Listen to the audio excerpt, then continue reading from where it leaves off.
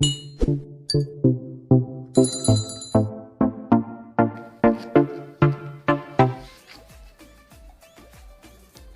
as you can see, this is ewedu and this is efo. Again, so Ọlọ́run gbowó, can you see?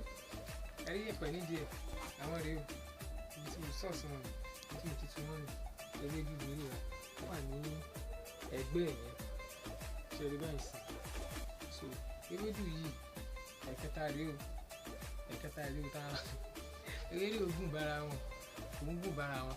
So third harvest lélẹ́yìí, kìdẹ́ ń ṣe eléyìí tí mo gbé dání ní ẹyọ kan tí màá bú bẹ̀rẹ̀, àjọkọ́ ra 10 rand kan lọ, another 10 rand ó ti lọ. So third rand ẹyọ kan rèé báyìí, mo sì tún máa yọ mẹ́wàá ilé nínú ilé. So ẹ̀fọ́ rèé báyìí sí bó ṣe green, bó ṣe wà tí má tó fi rẹ̀ lọ́sẹ̀ kan sí, a tún ṣe pòpòpò, wọ́n á máa dàgbà sí fúnra rẹ̀ ní ẹ̀rí báyìí. Ó make sense gan. Inú compound ni mo wà yìí. I mean, there is nothing like from farm to kitchen, from kitchen into your mouth.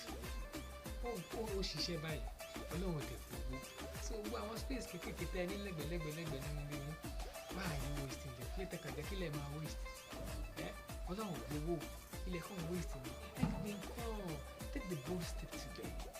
Bó ṣe níbi ilẹ̀ fẹ́ gbé bó ṣe ẹ̀fọ́ lẹ́yìn ẹgbẹ́, bó ṣe kókò ní bó ṣe ẹni fẹ́.